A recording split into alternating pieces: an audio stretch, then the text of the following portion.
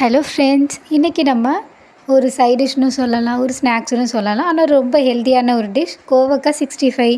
வாங்க இதை எப்படி செய்யுதுங்கிறத பார்க்கலாம். அதுக்கு இது போல் ஒரு அகலமான பாத்திரத்தில் 2 ஸ்பூன் அளவுக்கு கடலை மாவு, அதுலேயே 2 ஸ்பூன் அளவுக்கு அரிசி மாவு, 1 ஸ்பூன் அளவுக்கு கார்ன்ஃப்ளவர், இஞ்சி பூண்டு பேஸ்ட் ஒரு 2 ஸ்பூன் அளவுக்கு சேர்த்துக்கோங்க. நான் ரெட் சில்லி பவுடர் ஒரு 1.5 ஸ்பூன் அளவுக்கு சேர்த்துருக்கேன். கொஞ்சமாக உப்பு, இது எல்லாத்தையும் சேர்த்துட்டு நல்லா மிக்ஸ் பண்ணிக்கோங்க. இப்போ நான் இந்த கோவக்காவை இது போல் நீல வாக்கில் கட் பண்ணி வச்சுருக்கேன். இது நீல வாக்கில் செஞ்சாலே டேஸ்ட்டாக இருக்கும். ஸோ இப்போ இந்த மிக்ஸோட நம்ம தண்ணி எதுவும் சேர்க்காமல் இந்த கோவக்காவை அப்படியே சேர்த்துட்டு நல்லா பிசைஞ்சு விட போகிறோம். கோவக்காயில் ஆல்ரெடி கொஞ்சம் தண்ணி இருக்கும். ஸோ அதனால் நம்ம தண்ணி சேர்க்காமல் இது போல் நல்லா மிக்ஸ் பண்ணி விட்டுக்கோங்க. உங்களுக்கு தண்ணி பத்தலைன்னு நினச்சிங்கன்னா கொஞ்சமாக தண்ணி தெளிச்சுக்கோங்க.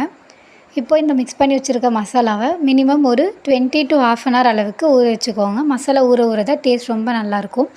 இப்போ பார்த்திங்கன்னா நம்ம எண்ணெய் நல்லா காஞ்சதும் நம்ம ஊற வச்சு எடுத்துருக்க அந்த கோவக்காவை இது போல் இதில் ஃப்ரை பண்ண போகிறோம். இது ஃப்ரை பண்ணும்போது நல்லா கோல்டன் ப்ரௌன் கலரில் வர அளவுக்கு ஃப்ரை பண்ணிக்கோங்க. இதை நீங்கள் நார்மலாக ஃப்ரை பண்ணி எடுத்துட்டிங்கன்னா உள்ளே இருக்க அந்த கோவக்காயில் தண்ணி பதம் அப்படியே இருக்கும். ஸோ இதை நல்லா ஃப்ரை பண்ணி எடுத்துக்கோங்க.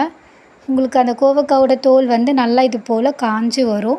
இது போல் 2 பக்கமும் குக் பண்ணி எடுத்திங்கன்னா நம்மளோட கோவக்காய் 65 ரெடி. ரொம்ப குயிக்காக செய்கிற ஒரு ரெசிபி, ஆனால் ரொம்ப ஹெல்த்தியானதும் கூட. கண்டிப்பாக நீங்களும் ட்ரை பண்ணி பாருங்கள். பார்த்திங்கன்னா நம்மளோட மசாலா எல்லாம் நல்லா வெந்திருக்கு. கோவக்காவோட தோல் பாருங்கள், இந்த அளவுக்கு நல்லா அது பொரிஞ்சிருக்கும்.